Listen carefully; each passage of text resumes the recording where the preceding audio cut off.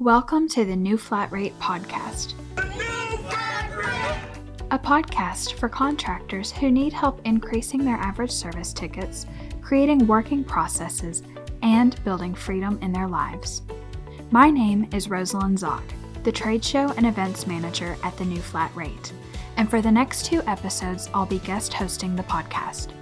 I had the pleasure of conducting a tear-jerking interview with Christopher Gibbons, who is a technician at Mr. Electric and is one of the top performers out of all the technicians who currently use the New Flat Rate. Christopher was our keynote speaker at our most recent Business Uncensored, our high-level annual business conference. If you attended Business Uncensored, you got an introduction of his story, and as promised, we have the complete story here today. Christopher's story is one of agony, hardship, and nothing short of absolute miracles. Grab a box of tissues and tune in for the next 2 episodes as Christopher walks us through a journey of turning the impossible into miraculous opportunity. Be sure to subscribe so you know when the next episode launches. You won't want to miss this.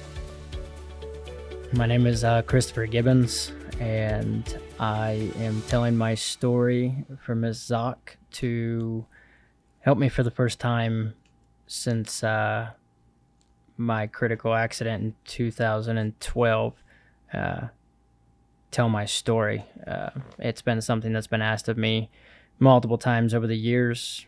I've been through a lot since I was super young, and she has came to me and asked me to tell my story as an inspiration novel. So, guess we'll see how it goes, huh? I'm ready. Okay. My first crazy instance, I was 2 years young, and I was running around the house like a little hooligan 2-year-old always does. And my dad was out back, out in the garage. My mom was in the house somewhere. And my dad just said he got this bad feeling. He didn't know what it was or why he had it, but he decided to go in the house and just look for me, and he said he kept hollering my name and didn't see me anywhere.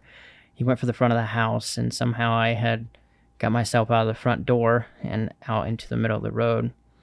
My dad, as he ran out the front door for me, he saw a red pickup truck coming after me. Not after me per se, but coming down the road, not paying attention to the fact that there was a little small child standing in the middle of the road. He was screaming. He ran up and just before he could barely not grab me, he was able to scoop me up as the truck came flying past the house at an excessive speed and never stopped. So that was the first time that my life was put in a position where it could have been lost.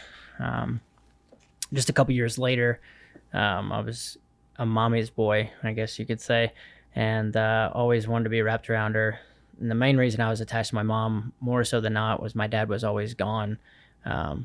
As an electrician. He was a traveling commercial electrician. He was a journeyman, went to a master's, got into nuclear facilities, and once he hit nuclear facilities, we just really never saw him anymore at that point in time. It wasn't that he was abandoning his family, but he was doing what a father and a husband should, and he was providing for us. We had everything growing up that we could want, but my dad was home at this time. This next instance happened. I was 4 years young. My mom was cooking in the pressure cooker, and I was wrapped around her leg. She kept trying to shoo me off. Obviously, growing up, they always taught us never to hang on our parents while they're cooking around the stove, but I refused to let go of her all the time. So she was cooking away and just caved and let me be there, and the pressure cooker exploded. And when my dad came running into the kitchen again, he just found the whole entire kitchen covered in smoke. He could hardly even see my mom. He could just hear her screams. She was burned from head to toe.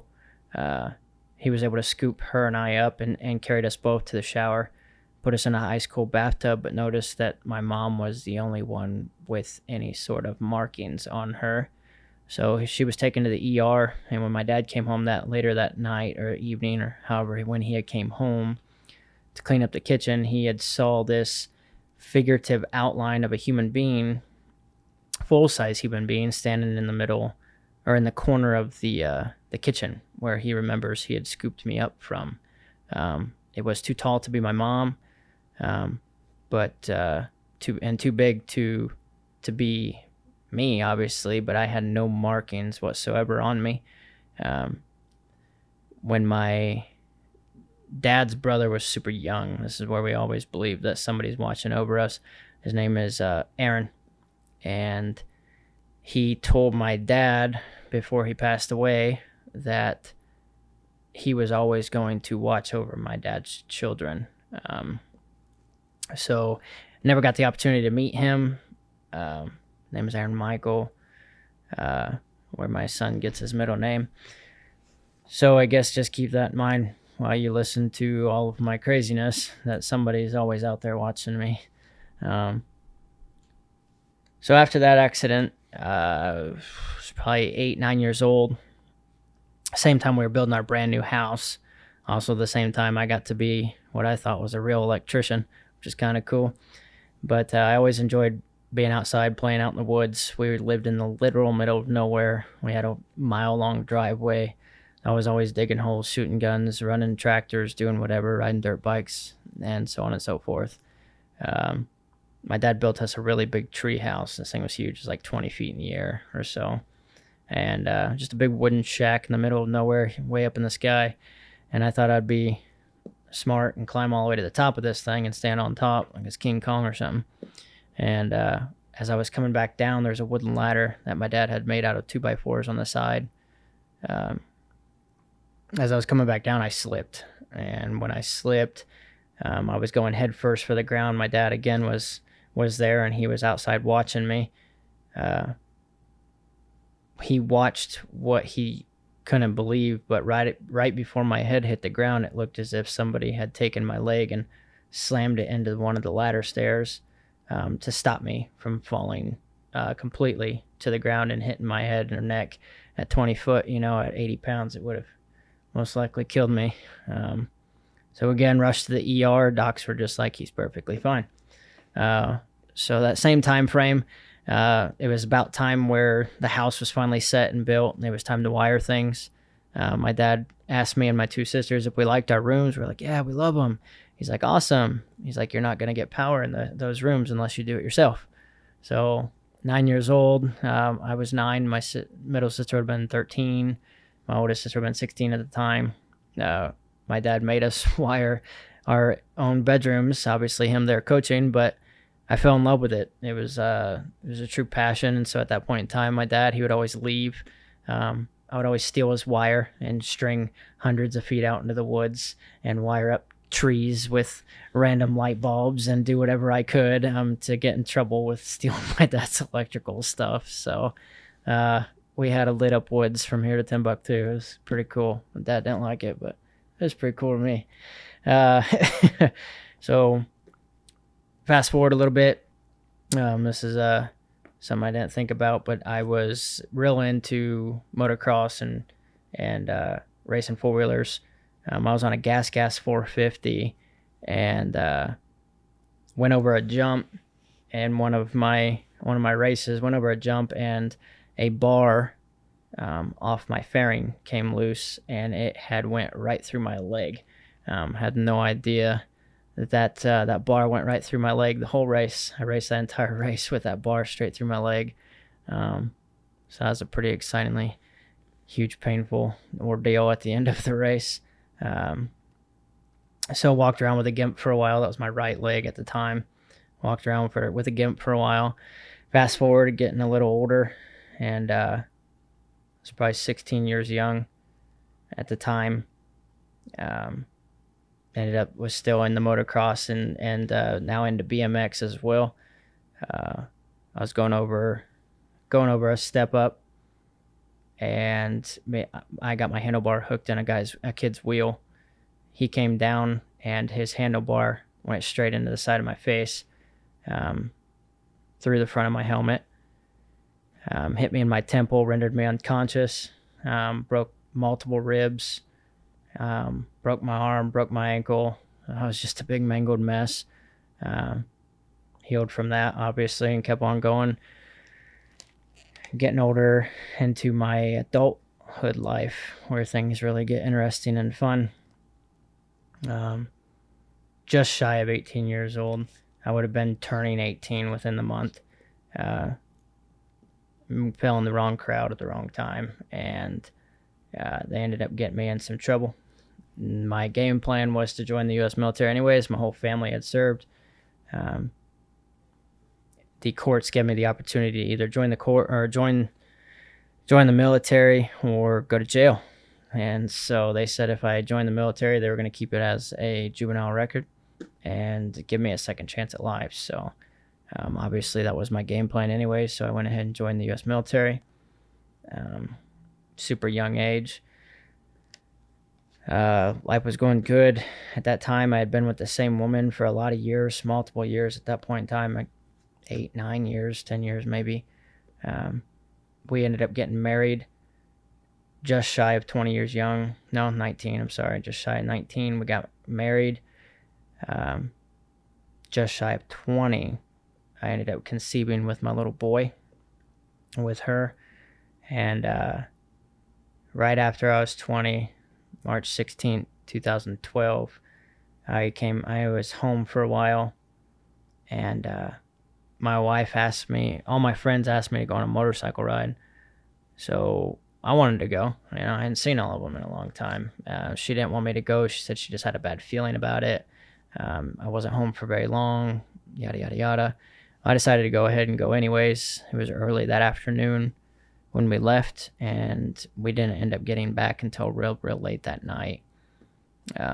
We ended up getting rained on during our motorcycle ride, and it was just exhaustingly miserable at the end. I was wet, I was tired, I was cold. It was 11:50, and I was coming into town, and there's this place called the Speed Trap Zone back home. It's a 50-mile-an-hour sign. 30 feet away, there's a 30-mile-an-hour sign, and the cops always sit on the other side of that 30-mile-an-hour sign. Well, during this point in time of my life, and yeah, it was March, but it was warm, which is why we're on the motorcycles. At this point in time, it's called Operation Pullover. The cops always try to, every few years, enforce the authority to remind people that they are there. They may not necessarily give you a ticket every time, just to kind of show authority. So that's what this officer was doing. His name was Officer Deputy Ron Boxell.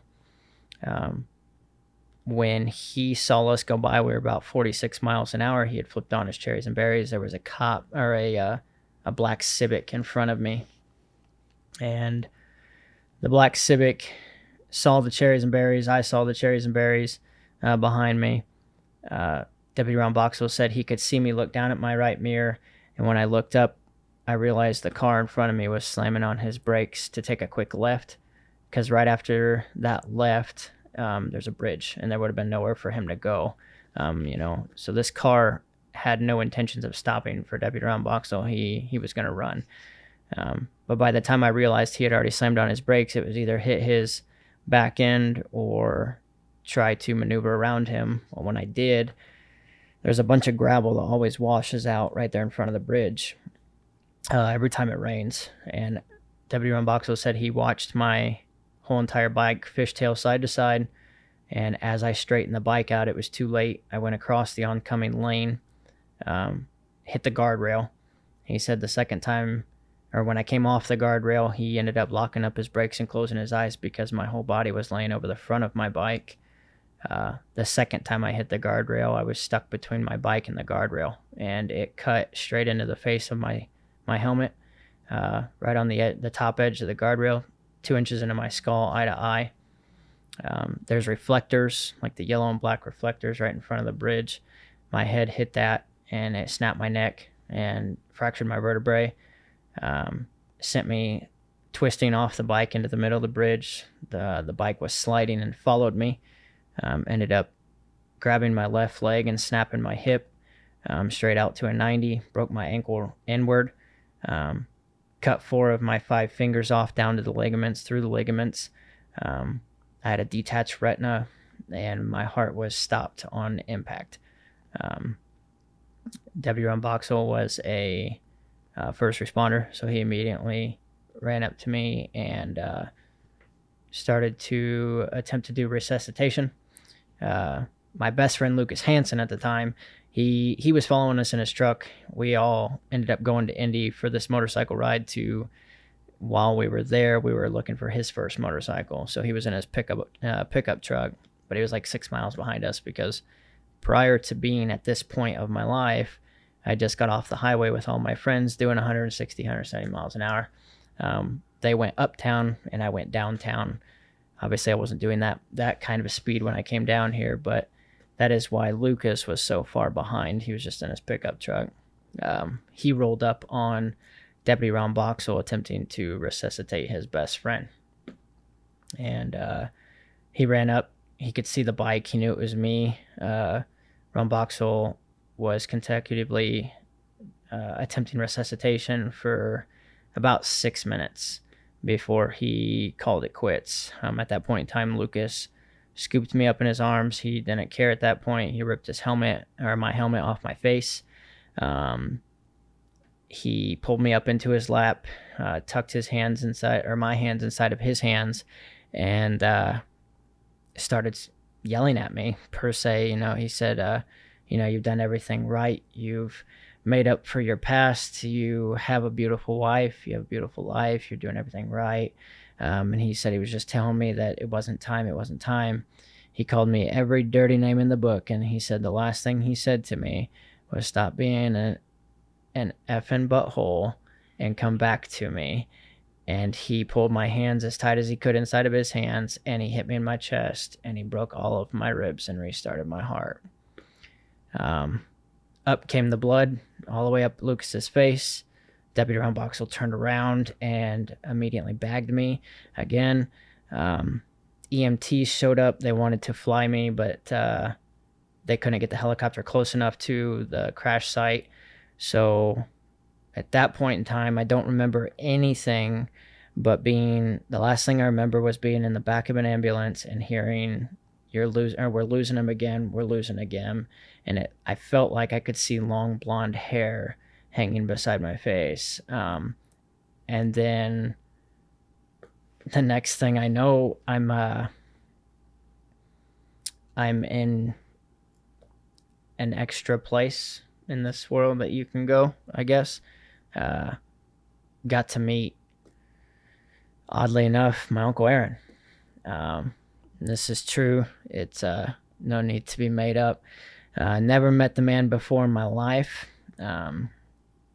He actually told me things that my dad never even told me.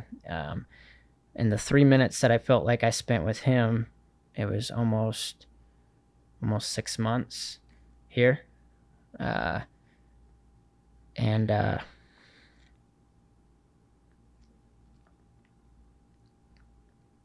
Ended up telling me things that him and my dad used to do back in California that, again, my dad never told me that they did.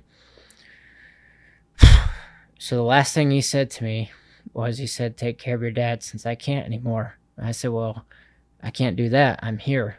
And next thing I know, I woke up in the hospital with my mom sitting right beside me.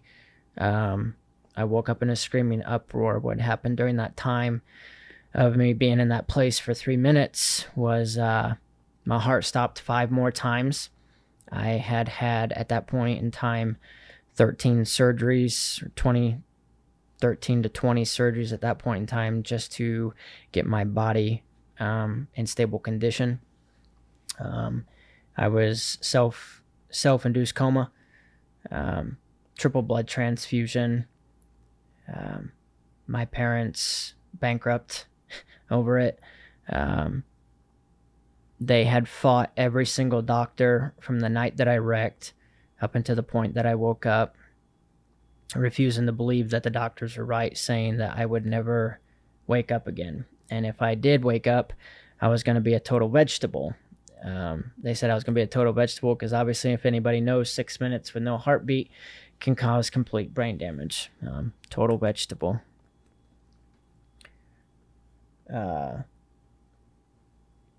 When they told my mom that they wanted to pull the plug on me, she told them no. when they told my dad they wanted to pull the plug on me, he told them no. They said, listen, Mr. and Mrs. Gibbons, even if these surgeries are successful, we can get his internal bleeding to stop. He's got bleeders in his frontal lobe, his rear lobe. He's got broken bones and ligaments, detached retina, all over his body. He's never going to use his left hand again. He's never going to use his right eye again. He probably won't ever walk again. We don't know that your son will ever be your son again.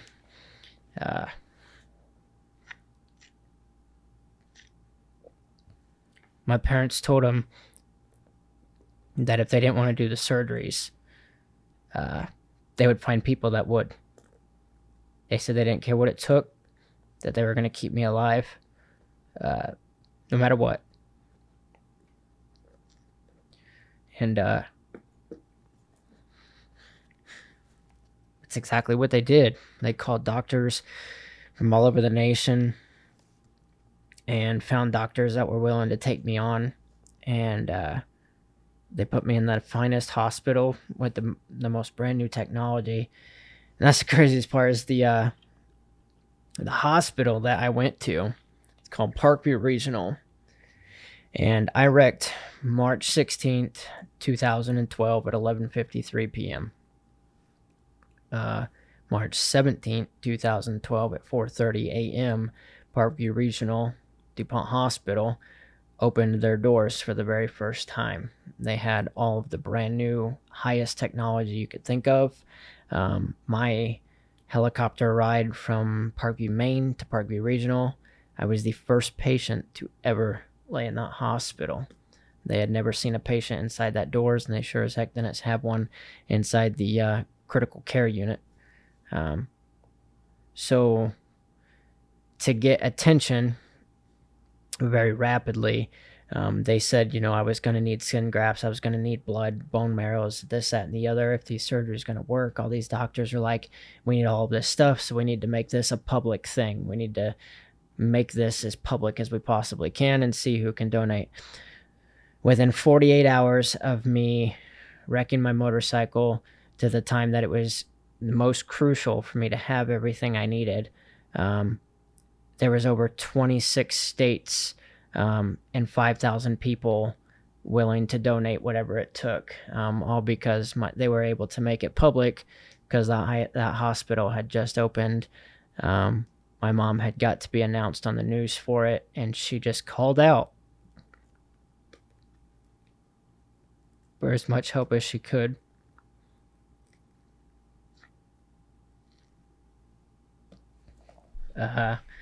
So really, the entire nation helped my parents keep me alive at that time. You asked my parents how creepy it was to be in a brand new empty hospital that can hold over 10,000, 20,000 people. They said it was the scariest thing ever. For the first 72 hours, there was just nobody in there. It was just me in a beeping room.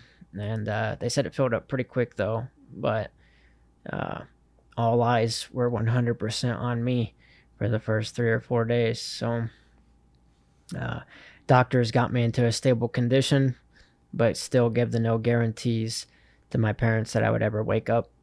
They didn't care. They were going to spend whatever it took to keep me alive and keep me breathing. So I was on little to no brain activity, 100% oxygen, 100% care the whole time I was in the hospital. I had a catheter. I had a feeding tube. I had a tracheotomy, and I had a waste bag attached to me. So my mom, she thought it was going to be a good idea to read me books, is how she was going to bring her son back. So every day she would read me a book. Every day she would close a book, she would open another one. Family came and saw me. Judges came and saw me. All sorts of people came and saw me. My parents The whole Gibbons were very well known, so I had a huge support system. My parents would ask everybody to sign in and sign out. So when their son woke up, he could see how many people were supporting him. It was a long list. I still got that book. It's a long list of people who just nonstop kept coming to see me. So that was pretty incredible. I had flatlined, like I had said, 5 times through the whole process of being in a coma. When I did wake up, though, at the end of me talking to my Uncle Aaron, and I came back rushing to that room, my mom was just closing a book when I came back to, and the doctors say that it is next to impossible to go from no brain activity, little to no brain activity, and 100% oxygen to waking up in a screaming uproar, per se. They say it's impossible. It just is. But it's not. So it was so fast and so rapid that they had to put me back under medically because my body couldn't withstand the agony it was going through right then and there. So they put me back under for a couple of days to get my body to kind of settle down, and they weaned me off with fentanyl, woke me back up with this fentanyl. The hallucinogen was unreal. I was seeing angry monkeys coming out of the TVs and this evil dog. I still remember his name was Lucky. He would sit in the corner of the room and just not shut up and just bark and bark and bark. It was weird to wake up in a room where everybody looked different. I thought I was still riding a motorcycle. I definitely don't remember my wife at the time being that pregnant. And the coolest part about this whole first portion of my life is I woke up 6 days before my son was born. Do you know what book your mom was reading when she closed it and you woke up? I don't remember the name of it. No, I'm sorry. I can definitely find out. Yeah, I wonder if she knows. Yeah. I know she tried different methods constantly, but the one she was always a high believer in is no matter what, I could hear her voice, she could bring me back to it. So, yeah. A lot for parents to endure, I suppose. So within the first 24 hours of being awake, they obviously had to make me come to realization of what was actually going on and how long it had actually been. And I was not okay with it. I was confident it was just a joke the whole time. The first 24, maybe 30 hours, I couldn't talk. I had obviously the trach in, so everything I was talking to them was typing, which blew the doctors away. For as much brain damage as I had, for as long as my heart was stopped, I was recognizing faces. I could understand gestures. I could type. I remembered what words were. All of these things through this entire process, everything the doctor said just went out the window. 1, I woke up. 2, I had a brain. And 3, I was understanding and acknowledging everything everybody was saying. I could understand it all. So I told the doctors I wanted my trach out. And I said, I want to take this out. I want people to hear my voice. I want to talk to you guys. Doctor's like, well, slow down, cowboy. We gotta wing into these things. I said, no, I want this out now. I want to talk to people. So within just a few hours of me arguing with these doctors, a nurse came in and she was just like, I heard you want to say a few words. And I said, yeah. I said, get my mom up here, get my wife up here. I said, okay. She goes, well, this is going to hurt, like really bad. And I was like, well, it's going to hurt. She's like, I'm going to rip this tube out of your throat. And I'm going to stick this little voice box in there. So that's exactly what she did. She said, "Are you ready?" And I said, "Go for it." And she said 1 and pulled that thing out, and said 2 and stuck the box in. And oh boy, did it hurt. I still remember the feeling of just that thing just sliding out and sliding in. But the first time I got to talk to everybody was through this voice box. And she goes, "Go ahead and say something, Mr. Gibbons." And I said hi, and I sounded like a robot, one of those cancer guys smoking cigarettes that have it in there. It's kind of cool, but a little different. So my mom came in, my wife came in, and everybody got to hear my voice for the first time in a long time. And at that point in time, I was completely off the fentanyl. I was able to understand that I had a very limited window before my wife was going to have my son, and I was going to be there for it. These doctors are telling me I've got 6, 8, 10 months in the hospital. I have all of this. I'm going to have to go to these therapies and learn how to do this, that, and the other again. My legs definitely aren't going to work because I've been laying in a coma for so long. I called BS on all of it. I said, "I have 6 days. So I'm going to get out of this hospital." They said, "No, you're not." They laughed it off. This is where the really strong will portion of my life comes in. Pause. In 2001, my dad took a really, really bad fall. He broke his back. He was paralyzed. For 4 years, he was paralyzed. And when my dad was done being paralyzed, he looked at all of us and he said, "Listen," he goes, "what I'm going to do is I'm going to make these legs work again." And we kind of laughed it off. But we said, "Okay, Dad, make those legs work again." Day after day, my dad did nothing but try to make his legs work again. Day after day after day after day. And one day I heard my dad scream. I was super young. And me and my sister went running upstairs. And my dad was walking. Well, he was wiggling his toes, I should say. He was sitting on the toilet and his big booster seat thing. And he was wiggling his toes. That will immediately attached to me. So, unpause, back in the hospital, this is a memory that I could remember. Also, something my dad always taught me my whole entire life was never to say I can't or I won't, and I can and I will, is what was forced to come out of me. Have a little bit of skill and a whole lot of everything. Never give up and always push forward. These are things my dad, even though he wasn't around all the time because he was working, he drilled inside of my head. And I had built a willpower around that. I had this kite one time when I was real young, and I ripped it. And I was crying to my dad because my kite was ripped. And my dad told me to make it fly.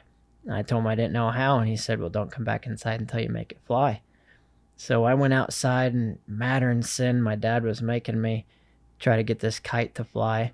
I found sticks and tape and string and yarn and whatever I could, and I pieced this kite back together, and I found the biggest hill on our entire property. And I ran down this hill as many times as I could until finally I got that kite up in the air, and I was screaming from acres away to my dad that I got it to fly. And when I finally got back up to the house, he said, "Do you know what you just learned?" And I said, "What is that?" And he said, "You learn to never give up and to keep trying." And he goes, "So don't ever give up and always keep trying."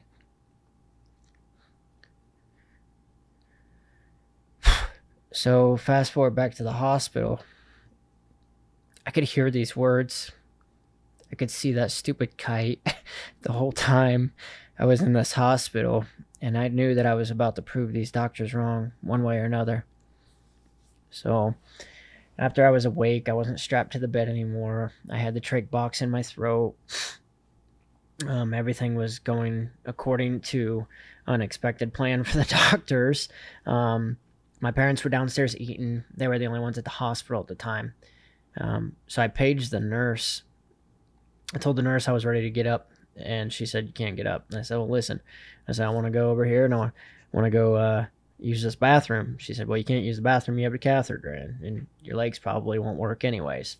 And I said, "Well, I don't care. I'm going to use this bathroom." I said, "Listen," I said, "in high school, I said I needed some extra credit points. And so I took a CNA class. So I know how this catheter comes out. I'll take this thing out if you don't. And this is the honest God truth. I argued with this nurse time and time again. If you went and asked her, she probably still remember my face. But she refused to do it. So as soon as she walked out of the room, I pressed the pager again. She came back in. She wouldn't do it. She said, Mr. Gibbons, listen, there's a bunch of people that are needing help. I can't do this for you right now. Just be patient. We'll get you figured out. So as soon as she left, I also know what a bed sensor is. Safety alarm. I know how to deactivate it. So I reached under the bed and I disconnected that bed alarm. And I stood up and I grabbed that catheter and I jerked it out of myself. And so I pushed my legs off of the side of the bed and they hit the floor. I'm like, okay, they weren't lying. Crap, my legs aren't working.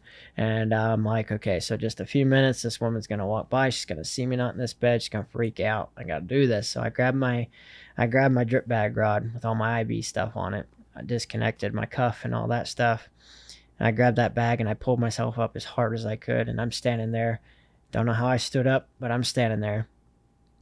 And I just kind of kept looking down at my legs and kept looking down at my legs. And finally, like, I remember watching my dad's toes wiggle and I shoved my feet forward and they worked. And I pushed and I pushed and I got all the way into the bathroom and I'm standing there looking at the toilet and I'm like, okay, come on, you know, and finally I was able to push it hard enough. It just started coming and right about that time, right as I started to go to the restroom, I heard the nurse come busting in and she was freaking out, calling things over the radio like code blue or something like that, freaking out, saying a patient's missing, this, that, and the other. So I like put my hand over that tray because it didn't let you talk very loud, that box. So in order to make it loud, you had to blow a lot of air.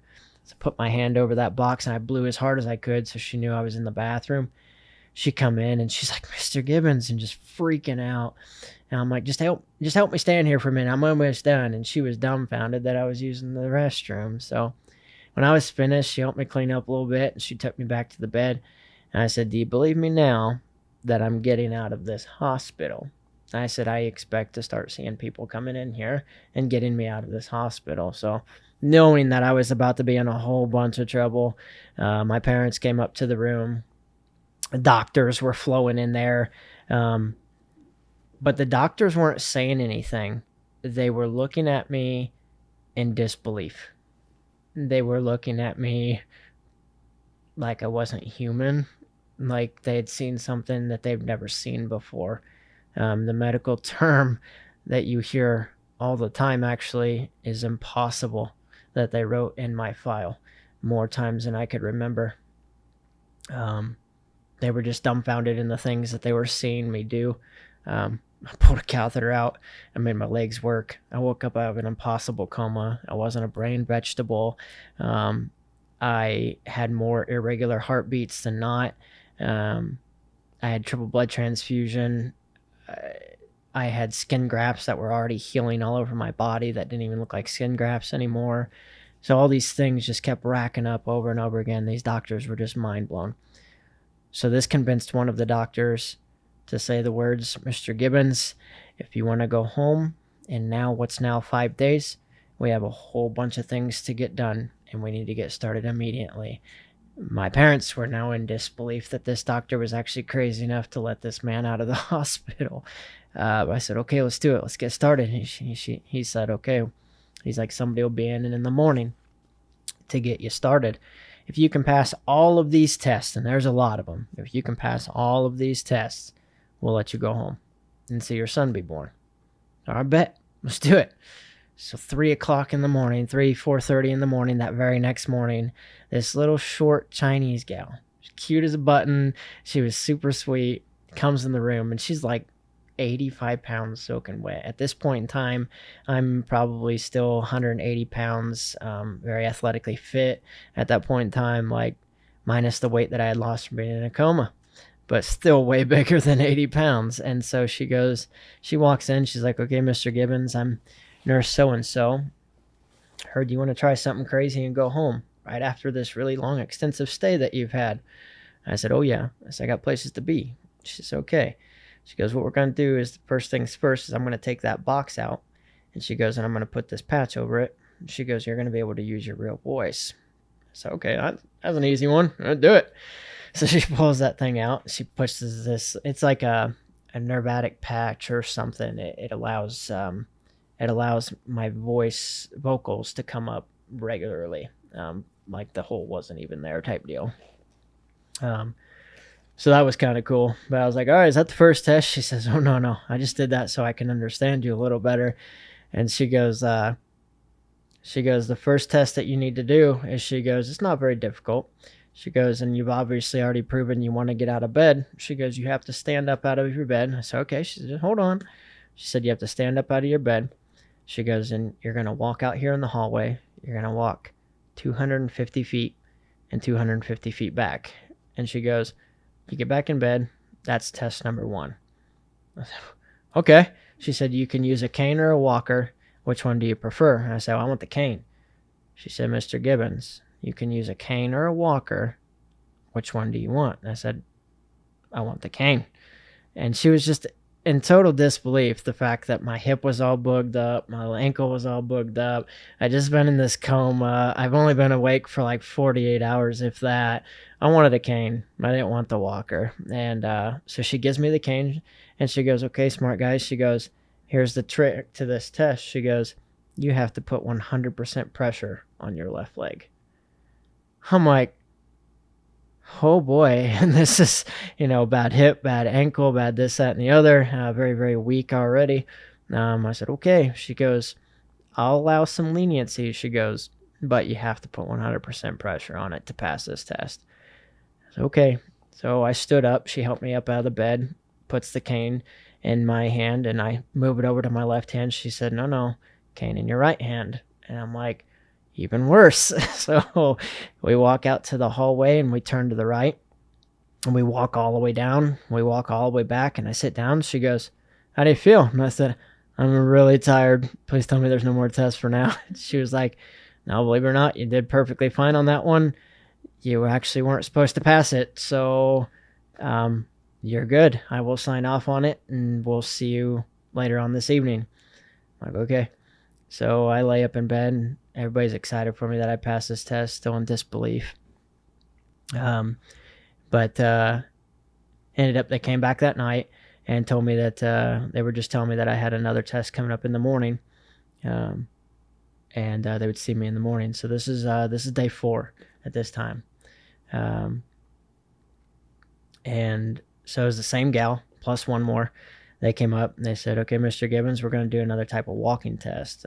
I said, oh yeah, no problem. Let's do this, and still very weak, but whatever.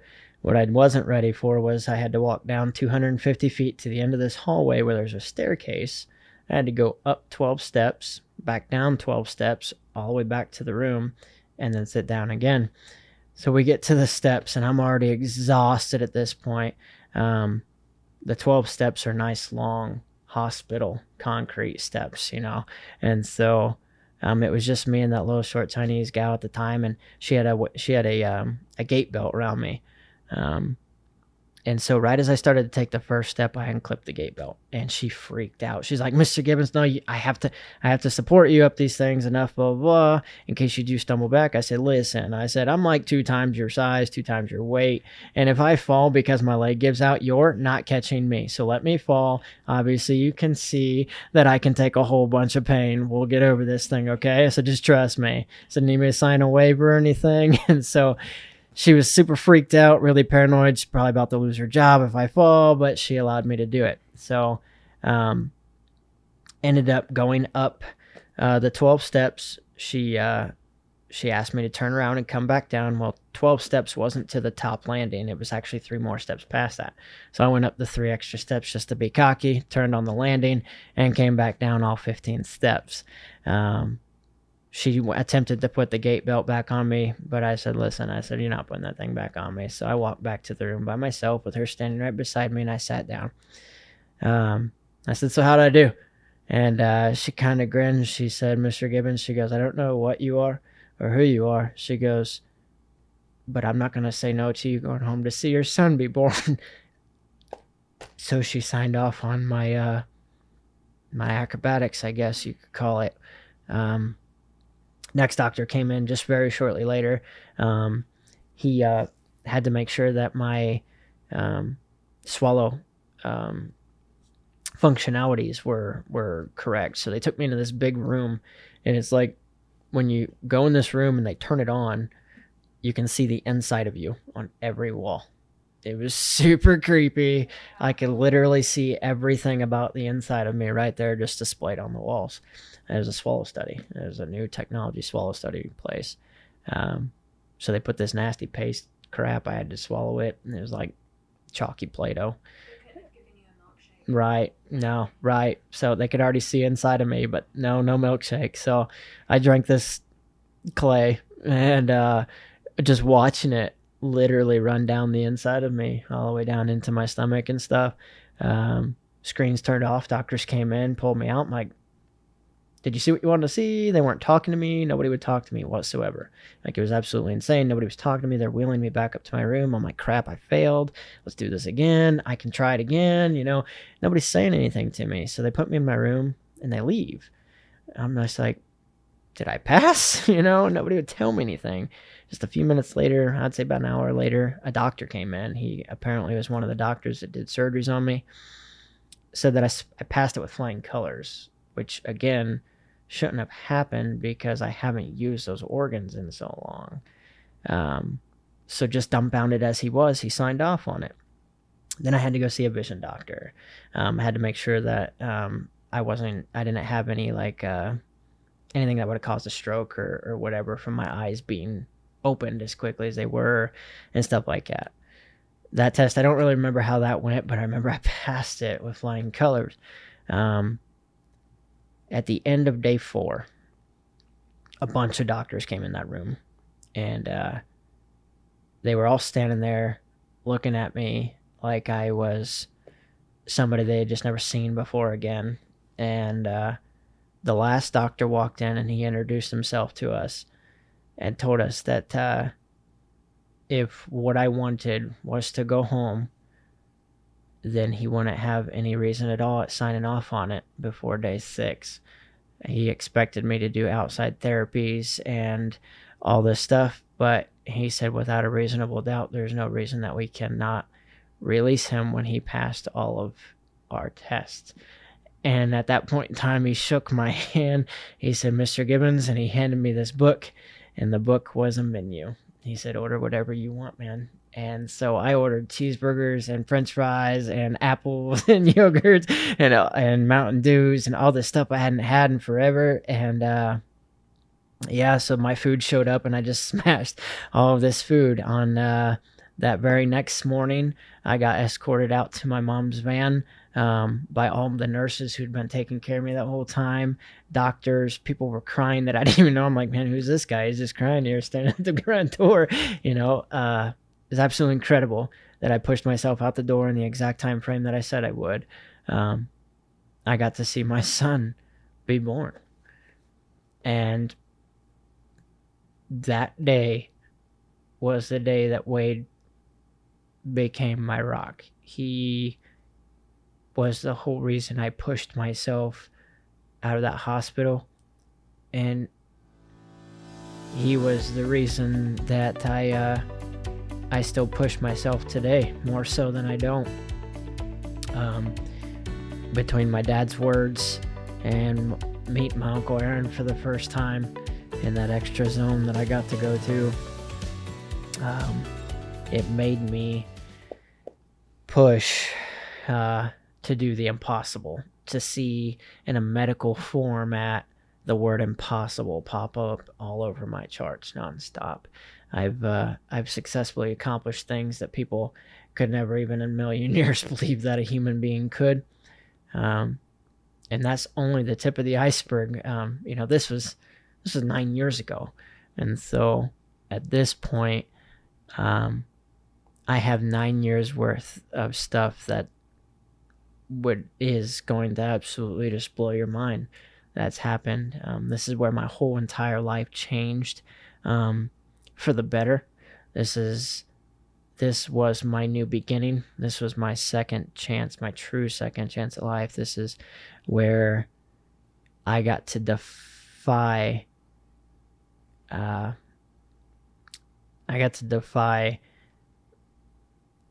taking life for granted, and I got to make the most out of my second chance.